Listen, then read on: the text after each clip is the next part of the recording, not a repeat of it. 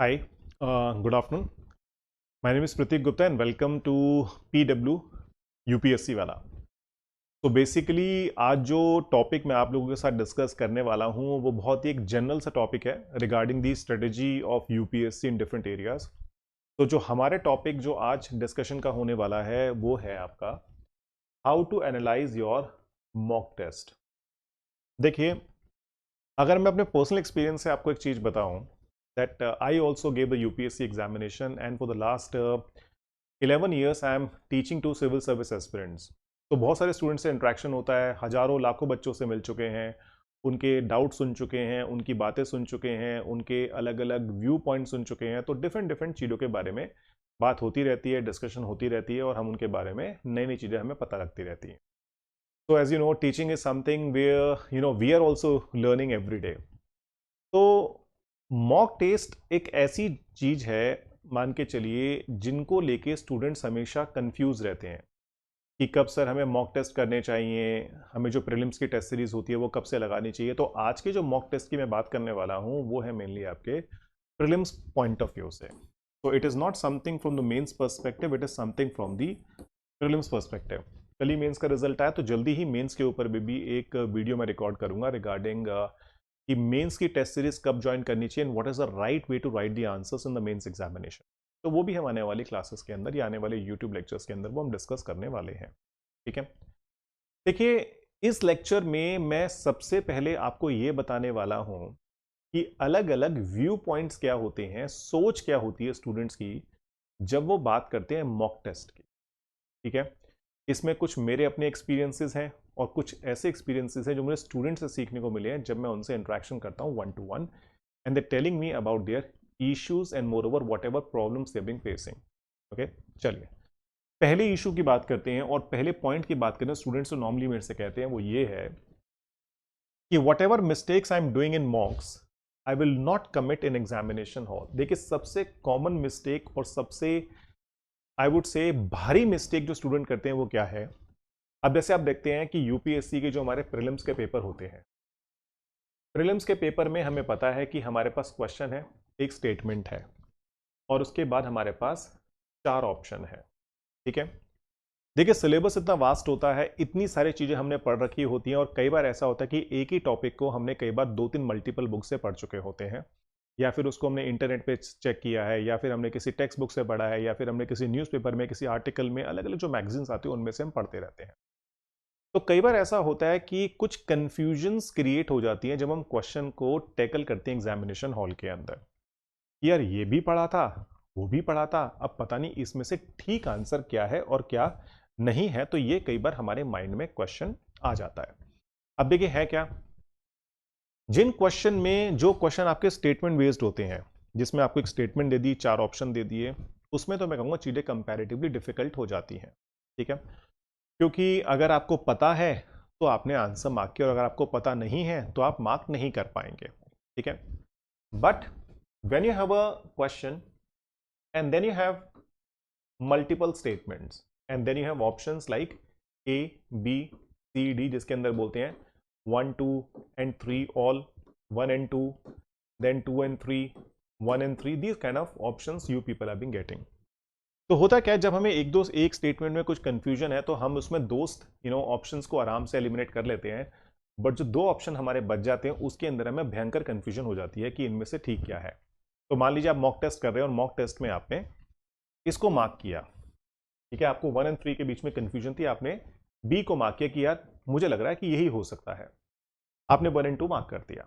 Mark करने के बाद आप घर आए, घर आके आपने अपने आंसर चेक करने स्टार्ट किए, जो भी आपको आंसर की मिली है विद दैट पर्टिकुलर की, और आपने देखा कि आंसर बी ना होके आंसर आपका सी है। तो इसमें देखिए एक चीज जो स्टूडेंट के माइंड में आती है वो ये है, हाँ हाँ हाँ, बात तो ठीक है, ये कंफ्यूजन तो थी मेरे माइंड में, कोई बात नहीं, जब मैं एग्जामिनेशन हॉल में जाऊंगा तो I am pretty sure I will mark C only. और आप इस बात को इतना लाइटली लेके आगे बढ़ जाते हैं। Are you getting what I am trying to say? आप उसे बहुत लाइटली लेते हैं और उसे आप आगे बढ़ जाते हैं। मैं आपको बता रहा हूं, अगर आपने मॉक टेस्ट के अंदर बी मार्क किया है, so there is a more chance that you will mark B only, और in fact you will mark some other option like 1 and 3 also. Getting what I am trying to say? आपका वहां पे ठीक हो जाएगा उसकी गारंटी बिल्कुल नहीं है. In fact I would say the chance are very very meagre that you will mark the right answer if there is a confusion. क्योंकि देखिए हो सकता है आंसर ठीक हो भी जाए, हो सकता है आंसर ठीक ना भी हो. तो पॉइंट इज व्हाट, जैसे ही आप देखें कि इसका आंसर बी ना होके आंसर सी है, इंस्टेड ऑफ थिंकिंग कि एग्जामिनेशन हॉल में मैं ठीक मार्क करूंगा, आगे बढ़ जाने से आपको एनालाइज कैसे करना चाहिए. as soon as you will see, as you being comfortable with the statement number 2 and you're confused between statement number 1 and 3, तो 1 and 3 स्टेटमेंट को आपको ढंग से पढ़ना है, ध्यान से पढ़ना. और पढ़ने के बाद जो भी टेक्स्ट बुक या जो भी आपने नोटबुक रेफर करी है उसको रेफर कीजिए, उसमें से उस चीज को रिवाइज कीजिए, and then after that clear your concept right away, instead of thinking this way कि हाँ उस टाइम तो मैं ठीक कर दूंगा. क्योंकि ठीक नहीं होगा, आई एम टेलिंग यू. मेरे साथ भी ऐसा हुआ है कि जब मैं एग्जाम में मॉक टेस्ट लिखता था और लिखने के बाद जब कभी मैं देखता था कि यार दो ऑप्शंस के बीच में कंफ्यूजन है, उनमें से मैंने एक को मार्क किया, दूसरे को मेरा गलत हो गया, और जब आंसर चेक करने शुरू किए तो मेरा आंसर गलत था. सो आई यूज्ड टू थिंक कि नहीं नहीं ये एग्जामिनेशन हॉल में नहीं होगा, और अब मान के चलिए एग्जामिनेशन हॉल में गलत ही निकलता था. Are you getting? So what is the right way to analyse your mock test? As soon as you will see that there is a problem, then read both the statements carefully, refer your notebook, textbooks, and revise it. And then simply keep this in mind, if this question will appear in the examination again, then I will be able to mark the right answer. क्योंकि देखिए उससे related चीज जैसे ही आपके paper में आएगी ना, I am telling you, if you are being analysing your paper in a proper way, in this particular way, for this kind of confusion, अगर वैसी मिलती जुलती स्टेटमेंट आपके पेपर में आ गई, then I can guarantee that उस time आप सही मार्क करके आएंगे. Then you will be able to visualise कि हाँ यार ये मैंने पढ़ा था और मेरे से same mistake exam mock test में हुई थी. I am not suppose to kind of repeat that mistake again. Getting that is the first thing, that how you need to analyze your mock test. Okay, now let's move to the second kind of thinking the students are having. Go for the second one. Oh, I committed a silly mistake. I'm sure I won't do this in the examination hall. देखिए इस तरह के points होते हैं normally हमारे, कि जब हमारे पास स्टेटमेंट बेस्ड क्वेश्चंस होते हैं और उसके बाद हमारे पास A, B, C, D इस तरह से हमारे पास ऑप्शन दे रखे हैं. So I'm not saying that you have a kind of a correct code you need to have. You need to have this kind of option kind of questions. तो देखिए उसमें क्या होता है, आपने स्टेटमेंट पढ़ी, स्टेटमेंट पढ़ने के बाद आपको क्वेश्चन के बारे में आइडिया है कि हाँ मैंने इसको पढ़ा था. ठीक है, पढ़ने के बाद देखिए नॉर्मली होता है क्या, अगर चार आपके पास जो स्टेटमेंट है उसमें से एक या दो स्टेटमेंट ऐसी होती हैं जो एकदम इररिलेवेंट होती है, जिनको आप समझ पाते हैं कि हाँ ये तो आंसर हो ही नहीं सकता है. आपने उनको एलिमिनेट कर दिया, and now you basically again confuse between two. Okay, तो in that scenario when you basically confuse between the two statement, और मान लीजिए आपने कंफ्यूजन में ए को मार्क किया और आपने देखा जब मॉक टेस्ट के आंसर आप एनालाइज कर रहे हैं कि आंसर इसका बी है. So again what you need to do, आप कहेंगे यार अरे यार छोटी सी मिस्टेक है, सिली मिस्टेक हो गई, मुझे पता है एग्जाम में नहीं होगा, एग्जाम में मैं ठीक मार्क करके आऊंगा, और आप आगे बढ़ जाते हैं. ठीक है, तो instead of counting it's a silly mistake right now, consider this as a big mistake, and then after that analyse. इन दोनों स्टेटमेंट को ढंग से पढ़िए, दोनों स्टेटमेंट में मेन डिफरेंस क्या है उसे समझिए, और उसके बाद देखिए कि जो मैंने मार्क किया ए वो किस बेसिस पे किया था और किस बेसिस पे इसका आंसर बी दिया गया है. आप मान के चलिए टेस्ट केवल 2 घंटे का होता है, बट अगर आप पेपर को ठीक से बैठ के एनालाइज करते हैं, when you analyse the paper properly, I am telling you it is going to take much more time then, specifically when your marks are low, because as you have done a lot of mistakes, a lot of silly mistakes you have done, then you need to kind of analyze ki why I committed mistakes there. Getting what I'm trying to say? So in this case you need to see कि दोनों statement में क्या main difference था. Examination hall में जब मैं बैठा था तो मेरा स्टेट ऑफ माइंड में क्या ऑप्शन है जिसकी वजह से मैंने इसको मार्क किया, और अब इसका आंसर बी क्यों दिखा रहा है examiner. That I need to find it out. Getting what I'm trying to say? Now, let's go to the third common thinking or the mistake students are doing. I scored low. I need to work hard to improve my score, and then you start preparing for the next test. देखिए, जब आप mock लिखते हैं 3 तरह के results आ सकते हैं. Okay, that you're scoring more than 55-60% and you are very happy. Okay. The second is that you're scoring between 40 to 50% and you are being kind of, okay with your performance. And the third is what? When you're being scoring less than 40% and you know this thing that with this kind of, performance, I will not be able to clear the exam. ठीक. अब मान लीजिए इन दो को छोड़ के अभी आप इस कैटेगरी में फॉल करते हैं और आपके केवल 40% या 40% से भी कम मार्क्स आपके मॉक टेस्ट के अंदर आए हैं. तो नॉर्मली स्टूडेंट्स क्या करते हैं, आपने अपनी आंसर शीट को फटाफट अपना OMR शीट को चेक किया, अपनी आंसर की से आपने अपना स्कोर मिलाया, स्कोर मिला के आपने कहा अरे यार बड़े नंबर कम आए, अरे इस चीज में एरिया नंबर कम आए, चलो मैं उसको प्रिपेयर करता हूं. Fine, you have to prepare, but point क्या है, देखिए 30-40% मार्क्स भी आए हैं तो उस केस में आपको यह देखना है कि किन किन एरियाज में आपने अच्छा परफॉर्म किया है. देखिए हर कैंडिडेट के कुछ ना कुछ एरियाज ऐसे होते हैं जो कंपैरेटिवली स्ट्रांग होते हैं इन कंपैरिजन टू अदर. जो साइंस बैकग्राउंड से आएगा, the person will perform comparatively better in science and technology.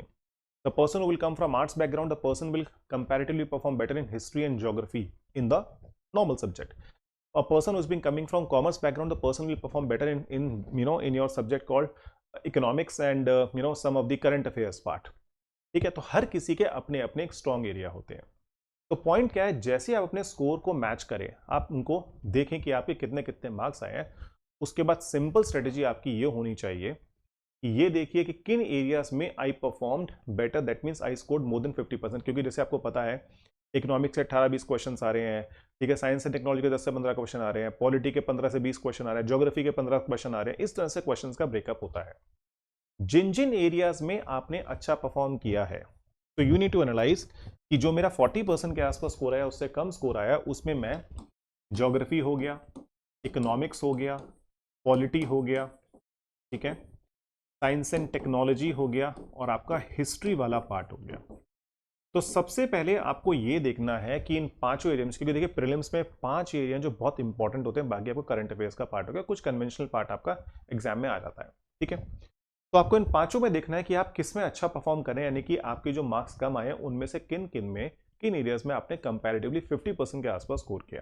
तो मान लीजिए अगर मैं कहता हूं कि आपने पॉलिटी में और ज्योग्राफी में अच्छा परफॉर्म किया, ठीक है, तो ये priorities need to be kind of provided कि अब मुझे सबसे पहले जो 3 एरियाज मैंने अच्छा परफॉर्म नहीं किया है, जैसे मान लीजिए आपने लीस्ट परफॉर्म किया है इकोनॉमिक्स में या हिस्ट्री के अंदर. अब देखिए जो अच्छा रट्टा नहीं मार सकता वो हिस्ट्री में कम परफॉर्म करेगा, जो कॉन्सेप्चुअल ज्यादा अच्छा समझ सकता है वो इकोनॉमिक्स में अच्छा परफॉर्म करेगा. तो मान लीजिए आपने हिस्ट्री में बहुत ही पुअर परफॉर्म किया, तो उस केस में आपको क्या करना है कि सबसे पहले हिस्ट्री जो आपका वीक एरिया है उसको उठाइए, उसको रिवाइज करना स्टार्ट कीजिए और उसके बाद try to do the sectional mock test जो आपके हिस्ट्री के होते हैं उनको आप अटेम्प्ट कीजिए और उनके साथ आगे बढ़िए. Getting what I am trying to say. तो तीसरी चीज ये है कि आपने अगर लो स्कोर किया है तो एकदम से हड़बड़ी में नहीं जाना है आपको, उसमें भी आपको प्रॉपर एनालिसिस करनी है कि किन पर्टिकुलर सब्जेक्ट्स में, किन पर्टिकुलर एरिया में मैंने अच्छा परफॉर्म नहीं किया है, उसके अकॉर्डिंगली आपको नेक्स्ट स्टेप अपना लेना है. Okay, because you unless until you will not do your स्वॉट एनालिसिस कि आपकी स्ट्रेंथ किन किन चीजों में है और आपकी वीकनेस किन में, तो जब तक आप वीकनेस को इंप्रूव नहीं करेंगे तब तक आप अच्छा परफॉर्म नहीं कर पाएंगे. Getting what I am trying to say. अब देखिए फोर्थ जो हमारी कॉमन मिस्टेक होती है वो क्या है, वो ये है I scored very high and then you start enjoying with the joy and stop doing the mock test any further. अब जैसे मैं आपको बताऊं, कुछ दिन महीने पहले की बात है कि एक इंस्टीट्यूट में जहां पे मैं क्लास लेता था, वहां पे 2-3 स्टूडेंट्स ने अपने मॉक टेस्ट में बहुत अच्छा परफॉर्म किया और अब मान के चलिए 10-15 दिन तक वो लगातार फेसबुक पे यही अपडेट करते रहे, I am the topper of the class, I am the topper of the class, I am the topper of the class. And then after that I hardly see any post from that particular student कि उसने बाकी mock में कैसा perform किया है, because he was having so much of excitement about those mocks की उसमें अच्छा परफॉर्म किया, तो उसके बाद या तो उसने मॉक्स देना ही बंद कर दिया या फिर उसने इतना बुरा परफॉर्म किया कि वो डालने से, देखिए जब बुरा परफॉर्म करेंगे दुनिया को थोड़ी बताते कि मैंने बहुत ही गंदा परफॉर्म किया मॉक टेस्ट में और उसमें आप अपडेट कर देंगे कि देखिए मैं आज आपको ये बता रहा हूं कि मैंने मॉक टेस्ट में बहुत ही गंदा परफॉर्म किया, मेरे इतने कम मार्क्स आए हैं, मैं ऊपर से नहीं नीचे से फर्स्ट आया हूं. Nobody is going to provide this kind of information obviously. तो देखिए पॉइंट क्या है, अगर आपने अपने टेस्ट में 55-60% के आसपास, इनफैक्ट अगर आपने 50% भी स्कोर किया है, क्योंकि आप जानते हैं 50% पे आपका प्री क्लियर हो जाता है नेगेटिव मार्किंग के बाद, अगर आपका इतना स्कोर आ रहा है जनरल कैटेगरी में आराम से, ठीक है। तो कई स्टूडेंट्स क्या करते हैं कि अपना मार्क्स देखे, बात खत्म।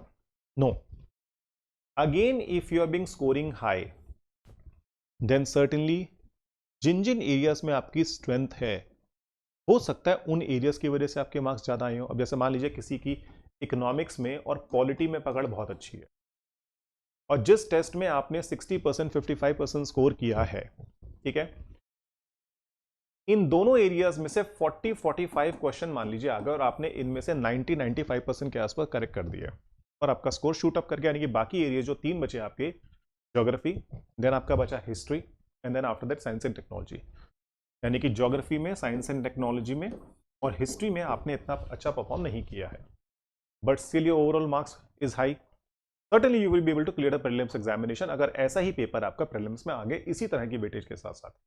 बट मान लीजिए अगर चीजें थोड़ी डिफरेंट हो गई तो, फॉर एग्जाम्पल, अगर इन दोनों एरियाज में से जो 40-45 क्वेश्चंस अभी आए हैं वो आपके 20-25 ही रह गए, 20-25 क्वेश्चंस ही आपके प्रीलिम्स में उस टाइम आए, और इन तीनों की वेटेज एग्जामिनर ने बढ़ा दी, क्योंकि देखिए यूपीएससी में कहीं पे भी एग्जामिनर ने ये लिख के नहीं दिया नोटिफिकेशन के अंदर कि मैं हर किसी से इक्वल क्वेश्चन पूछूंगा। That totally depends upon the mood and requirement of the examiner, that how he wants to or she wants to set the paper. तो मान लीजिए अगर उस टाइम इन तीनों में अगर क्वेश्चंस आपके मेजॉरिटी आ गई, 70-75 क्वेश्चंस इसी में से आ गए, और यहां पे भी जो क्वेश्चंस आए हैं वो आपके कंपैरेटिवली टिपिकल आ गए, वो भी आप बहुत अच्छा परफॉर्म नहीं कर पाए, तो उस केस में क्या होगा, घंटी बज जाएगी। तो अगर बहुत अच्छा स्कोर भी आता है तो उस टाइम भी खुश होने की जरूरत नहीं है, आपको क्या है ये देखना है कि मैंने इनमें अच्छा परफॉर्म किया है, definitely I scored overall good in the particular mock test, but I need to see कहां पे अच्छा परफॉर्म नहीं हुआ है, क्योंकि आपको हर सब्जेक्ट इक्वली प्रिपेयर करना है, क्योंकि प्रीलिम्स में मान के चलिए कहीं से कुछ भी ज्यादा या कम हो सकता है। Getting what I am trying to say, so the point is what, आपको टेस्ट कंप्लीट करने के बाद definitely you are suppose to be happy for sure, but you also need to analyse कि मैंने कहां पे कम स्कोर किया, उन सब्जेक्ट को टाइम देना स्टार्ट कीजिए, उनको अच्छे से प्रिपेयर कीजिए कि अगर आने वाले टाइम में अगर इक्वेशंस चेंज हो गई तो कैसे मैं उन चीजों को टैकल करने वाला हूं। Getting, so that is a fourth thinking which the people I have noticed in the mock test when they're being appearing. Getting? Now, the fifth one, when you're sitting with your friends and discussing about the marks in the various tests, then some people are lying for sure about their marks to show that they are doing exceptionally well. देखिए मैं आपको बताऊं, इस examination में जितने लोग तैयार करते हैं ना, मैं अपने पर्सनल एक्सपीरियंस से आपको बता रहा हूं, मेजॉरिटी लोग ऐसे होते हैं, क्योंकि देखिए हर साल 10 से 12 लाख लोग एग्जामिनेशन का फॉर्म भरते हैं, उनमें से करीब करीब 50% के आसपास एग्जाम में अपीयर होते हैं, और प्रीलिम्स में पास कितने होते हैं, 12 से 15 हजार के आसपास, डिपेंड करता है कि आपकी नंबर ऑफ वैकेंसीज कितनी है। समझ पा नहीं पा रहे हैं? तो मान के चलिए कि जो सक्सेस रेशियो है प्रीलिम्स क्लियर करने का वो बहुत ही कम है। As per my experience, this 12 to 15,000 students, यानी कि जो आपके 50% लोग एग्जाम लिख रहे हैं ना, इसमें से अराउंड 45 to 50,000 कैंडिडेट्स ये ऐसे होते हैं जो वेल प्रिपेयर्ड होते हैं। आई am not saying they are not serious about the exam, they are also serious about the exam and they might do comparatively well in the upcoming attempts, but the point is in each and every attempt you will find around कि जो main competition होता है वो 50,000 top students के बीच में होता है, ठीक है। अब देखिए इनमें से आपको इनमें आना है, ठीक है। तो है क्या, देखिए अगर आप 20-25 लोगों का ग्रुप है, आपने टेलीग्राम पे ग्रुप बना रखा है, आपने फेसबुक पे ग्रुप बना रखा है, आपने व्हाट्सएप पे अपना ग्रुप बना रखा है, या फिर कहीं पे भी आपने किसी भी सोशल नेटवर्किंग वेबसाइट पे अपना ग्रुप बना रखा है, तो वहां पे कई सारे लोग क्या करते हैं, वो ये दिखाने के लिए वो कितने इंटेलिजेंट हैं, ग्रुप में ये बताने के लिए देखो भाई हमारा तो जलवा एकदम, और कुछ लोग दूसरों को इंप्रेस करने के लिए, आप जानते हैं कि ऐसा बहुत लोग करते हैं, तो वो क्या करते हैं, अपने स्कोर को एक्सेप्शनली हाई बताएंगे, अरे देखो मैंने कितना अच्छा परफॉर्म किया, ठीक है। कुछ लोग मान के चलिए जो क्लासरूम में टेस्ट होते हैं, I have notice this in the offline institute in my classes, कि जब उनको क्लास में टेस्ट दिए जाते हैं तो वो अपनी नोटबुक साथ रख के पेपर को सॉल्व करते हैं और वो अच्छा स्कोर कर जाते हैं, क्योंकि जब नकल मार के पेपर करेंगे तो अच्छा तो करेंगे ना। अगर नकल मार के भी अच्छा पेपर नहीं किया तो फिर क्या ही किया आपने। Are you getting what I am trying to say? तो सुनिए, इन लोगों की बात पे जो ये बताते हैं कि उन्होंने 70, 80%, 85% स्कोर किया है अपने मॉक टेस्ट के अंदर, मैं आपको बता रहा हूं कोरा झूठ बोलते हैं लोग, कोरा झूठ बोलते हैं। क्योंकि यूपीएससी का प्रीलिम्स का पेपर या जो भी मॉक टेस्ट किसी भी XYZ इंस्टीट्यूट का आप करते हैं, उसमें 60-65% लाने में ना, मैं आपको बता रहा हूं बैंड बच जाता है। बिकॉज क्वेश्चंस ऐसे सेट किए जाते हैं कि अगर कोई कोर इकोनॉमिक्स बैकग्राउंड का बंदा भी है ना, वो भी मैं आपको बताऊं, जब मैं यूपीएससी का पेपर देखता हूं तो अगर 20 क्वेश्चन आए तो 20 में से 15-16 में बड़े आराम से सॉल्व कर लेता हूं। बट 4-5 क्वेश्चन में मुझे भी कंफ्यूजन डेफिनेटली होती है, और एक आधा क्वेश्चन कई बार ऐसा भी होता है आउट ऑफ द लीग हो रहा था तो पता नहीं लगता उसमें करना क्या है, तो वो छोड़ा भी जाता है। तो मैं आपको बताऊं, अगर कोई आपसे बोल रहा है ना कि वो 70-80% लेके आया है, झूठ बोल रहा है, उसकी बात को सुन के डिप्रेस नहीं होना है और डिप्रेस होके मॉक टेस्ट देना बंद नहीं करना है। क्योंकि होता क्या, जब वो लोग ऐसा बताते हैं कि हमने बहुत अच्छा करा है, तो जब आपको लगता है यार मैं तो अच्छा कर ही नहीं पा रहा, क्योंकि आप तो एक सच्चे इंसान है, आप तो एक सच्चे कैंडिडेट हैं, आप तो ईमानदारी से एग्जाम क्लियर करना चाहते हैं, और आपको पता है ये झूठ बोल के कुछ होने वाला है नहीं। जो स्टूडेंट झूठ बोल रहा है उसको भी पता है कि ऐसा करने से कुछ नहीं होने वाला है, पर वो कर रहा है ऐसा मान के चलो। तो पॉइंट क्या है, आपको इन ग्रुप से दूर रहना चाहिए। और अगर आप इन ग्रुप्स में है भी, क्योंकि स्पेसिफिक है जिसको आप पसंद करते हैं और वो ग्रुप में है तो आप उसमें बना रहना चाहते हैं, तो that is different thing. But the point is what, कि आपको उनकी बातों पे नहीं जाना है। और मैं आपको बताऊं, अगर कोई बंदा आपसे, अगर आपको देखिए, अगर मान लीजिए एक्सेप्शनल ऐसा हो भी गया कि किसी ने 70-80% स्कोर कर लिया किसी एक टेस्ट में, अगर वो हर बार ये बोल रहा है ना कि 70-80% मेरे हर मॉक टेस्ट में आ रहे हैं, तो वो फिर तो डेफिनेटली झूठ है। क्योंकि मैं आपको बताऊं, परफॉर्मेंस मेंटेन करनी 50-55% से ऊपर 5-6 मॉक टेस्ट में लगातार आसान नहीं होता, it's very difficult. Getting what I am saying? क्योंकि देखिए कई बार ऐसा होता है कि जो लोग प्रीलिम्स क्लियर करते हैं ना, उनको नेक्स्ट जो प्रीलिम्स दिया जाता है वो फेल हो जाते हैं, उसके अंदर वो क्लियर नहीं कर पाते हैं। इसका मतलब ये नहीं कि वो अच्छा प्रिपेयर नहीं किया है, क्योंकि कई बार क्या होता है कि वो दिन आपका नहीं होता है, कि कई बार ऐसा होता है कि जो आप सोच रहे हैं वो ठीक बैठता जा रहा है और आपके आंसर ठीक होते जा रहे हैं। ठीक है, और कई बार ऐसा होता है कि आपको जो भी कंफ्यूजन है, जो भी आप आंसर मार्क कर रहे हैं, वो आपका गलत होता जा रहा है, इसलिए आपके मार्क्स कम आ रहे हैं। तो देखिए, सिंपल सा पॉइंट है, अफवाहों पे नहीं जाना है। जो भी फ्रेंड्स ये बोल रहे हैं ज़्यादा मार्क्स आ रहे हैं, अगर उनको सुनकर आप डिप्रेस कर रहे हैं, या तो उनसे दूर रहिए या फिर उनकी बात को सुनिए मत। ठीक है, केवल और केवल अपनी प्रिपरेशन पे ध्यान दीजिए और अपने मॉक टेस्ट कंटिन्यूसली करते रहिए और उनको एनालाइज करते रहिए। ठीक है, अब देखिए लास्ट पॉइंट क्या है जो मैं यहाँ पे आपको बताना चाहता हूं, जो कि सबसे ज्यादा मेजॉरिटी कैंडिडेट करते हैं, वो क्या है? Students don't go for the mocks with this thinking that I will do the actual test in the examination hall only because that is the only thing that matters. Yeah, that is the only thing that matters. But the point is what? Final performance के लिए आज prepare नहीं करेंगे अपने आप को, उसकी practice नहीं करेंगे, तो मान के चलिए जब एक्चुअल परीक्षा की बारी आएगी तो बहुत दिक्कत हो जाती है। मैं आपको बता रहा हूँ seriously, when I appeared for my first test, तो देखिए हुआ क्या। पहली बात तो एग्जामिनेशन से एक दिन पहले रात को नींद ही नहीं आई, ये सोच के कि कल पेपर है, कल पेपर है, क्या होने वाला है, क्या होने वाला है। चलिए, नींद जो भी आई 1-2 घंटे की, ठीक है। जो सेंटर था वो घर से पड़ा 1.5 घंटे की दूरी पे, तो सुबह अर्ली मॉर्निंग उठ के चल दिए। इतनी गर्मी में, आप जानते हैं मई जून का ऐसा महीना होता है जब गर्मी एकदम अपने पीक पे होती है। तो कई बार ऐसा होता है एग्जामिनेशन हॉल के अंदर पंखा नहीं चल रहा है, और पंखा चल रहा है तो हम उसको देख रहे हैं तो उसकी पंखुड़ी को भी गिन पा रहे हैं, ऐसा भी होता है। तो उस केस में इतनी गर्मी में एग्जाम जब लिखना होता है ना, मैं आपको बताऊं तो जो आता होता है ना, कई बार वो भी भूल जाते हैं, because the things you are not fresh. Point समझ पा नहीं पा रहे हैं? तो पॉइंट क्या है, अगर आपने अपने आप को वर्स्ट के लिए प्रिपेयर किया है, then obviously you will be able to perform comparatively better.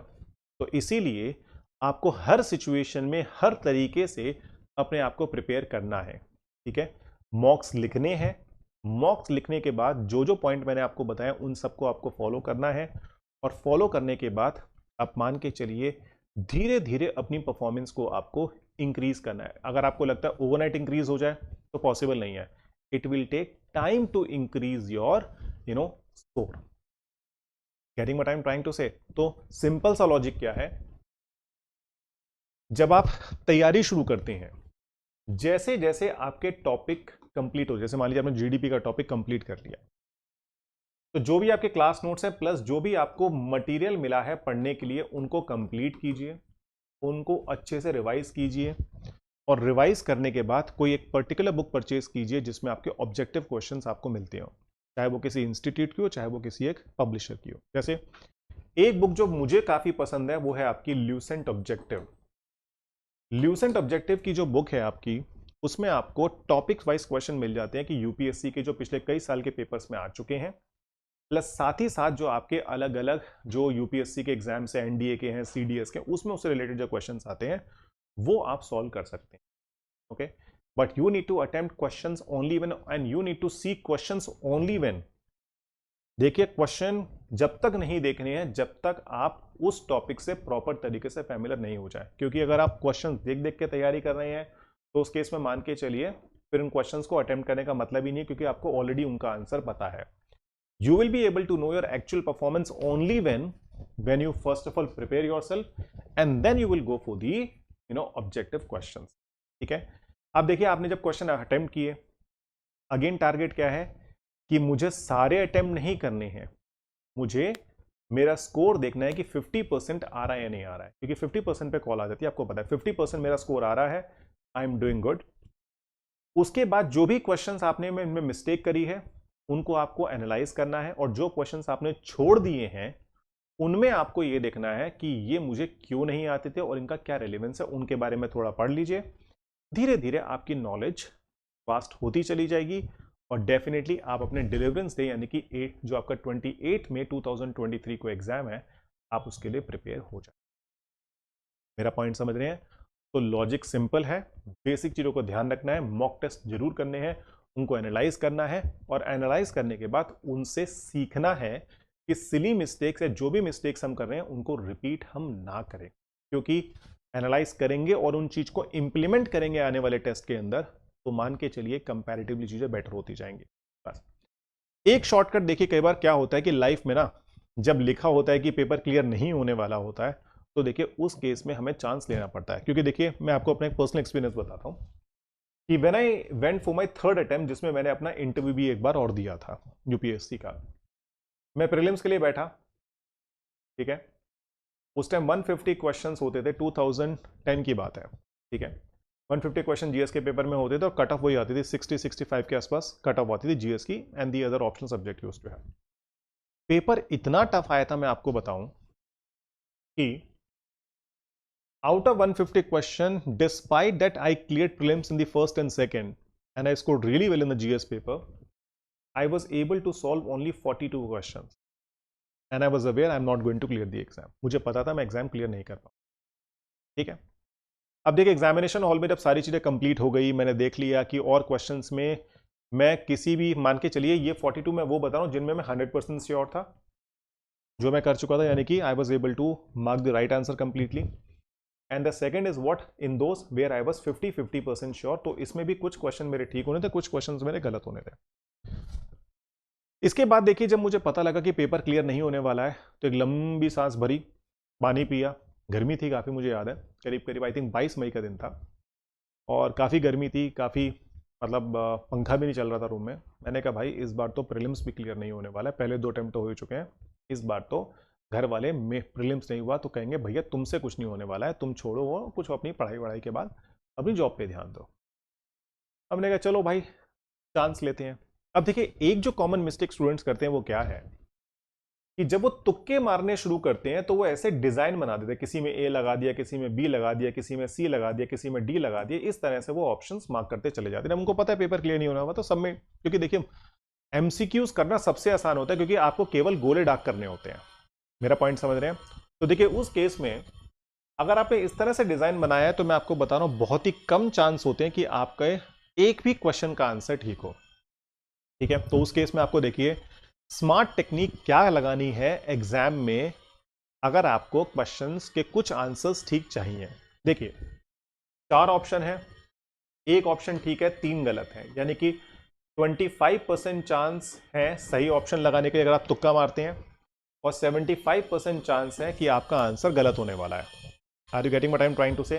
तो उस केस में आपको क्या करेंगे कि आप सिंपली आंख बंद कीजिए, आंख बंद करके कहिए कि आज जो है वो ए का दिन है या बी का दिन है या सी का दिन है या डी का दिन है। जो आपको लगे कि आज उस ऑप्शन का दिन है उसको पकड़िए और लगाने शुरू कर दिए, जितने भी क्वेश्चंस में आपको तुक्का मारना है। देखिए मेरा फेवरेट जो होता है वो होता है कि मैं सी को पकड़ूं, कहते ना सी बना दिया, तो वैसे ही मैं सी को पकड़ा और सी को पकड़ के मैंने, आप मान के चलिए उस मेरे प्रीलिम्स के थर्ड अटेम्प्ट में मैंने करीब करीब 50 क्वेश्चंस में केवल सी मार्क कर दिया। और किस्मत देखिए कि उन 50 में से करीब करीब 25 क्वेश्चंस ऐसे थे जिसमें ऑप्शन सी ही करेक्ट आंसर था। और मैंने किन किन क्वेश्चंस में आंसर लगाए, जिसमें आपका 1 only, 2 only, 1 and 2 both and neither 1 neither 2, ऐसे वाले क्वेश्चन होता है 2 स्टेटमेंट वाले, उसमें मैंने सब में सी लगा दिया। आप मान के चलिए अगर 25 क्वेश्चन मेरे ठीक हुए और 25 गलत हुए और 1/3 नेगेटिव मार्किंग है, तो आप मान के चलिए कितना हो गया आपका, करीब करीब 8 मार्क्स कम हो गए। तो 25 में से 8 चले गए, आपके कितने बचे, आपके बचे करीब करीब 17। 17 ठीक हो गए, 42 में जुड़ गए, एग्जाम क्लियर हो गया। तो ये किस्मत वाली बात थी। प्लस इसमें एक इंटेलिजेंस वाला फैक्टर भी है कि आपको पता है कि अगर मुझे तुक्का मारना है तो उसका एक क्या तरीका है। मैं ये नहीं कह रहा सी बेस्ट है, ये आपकी मर्जी है। अगर आपको ए फेवरेट है ए लगाओ, बी फेवरेट है बी लगाओ, ए फॉर एप्पल फेवरेट है तो एप्पल खाइए, बी फॉर बॉम्ब फेवरेट है तो बॉम्ब फेंकिए, सी बनाना अच्छा लगता है तो सी बनाइए, और डी फॉर ड्रम बजाना अच्छा लगता है तो ड्रम बजाइए। ठीक है, जो ठीक लगता है उस ऑप्शन को पकड़िए, डिजाइन मत बनाइए, एक को पकड़ के जाइए। और अगर आप चाहें तो ये चीज आप अपने मॉक टेस्ट में भी ट्राई कर सकते हैं, so that you will be able to know कि क्या चांस होते हैं कि अगर मैं ऐसी टेक्निक्स को अपनाऊं तो क्या मैं ठीक करूंगा या मैं गलत करूंगा। Are you getting? तो analysis of mock is more important I would say in comparison to going for a mock test. So please अपने mock test को properly analyze कीजिए, उनसे सीखिए, अपनी मिस्टेक्स को जानिए और उन मिस्टेक्स को हमें दोबारा रिपीट नहीं करना है। इस प्लेज को लेके हमें अगले मॉक टेस्ट के लिए अपीयर होना है। ठीक है, चलिए आज के लेक्चर में मुझे आपको इतना ही बताना था। Thank you very much. जल्दी ही हम अपने नेक्स्ट लेक्चर में, स्ट्रेटेजी लेक्चर में मिलेंगे। Under that I am going to tell you regarding that when you need to start your mains test series. ठीक है, चलिए, thank you very much, take care and thank you for watching my lecture on PW and stay tuned, take care, bye bye.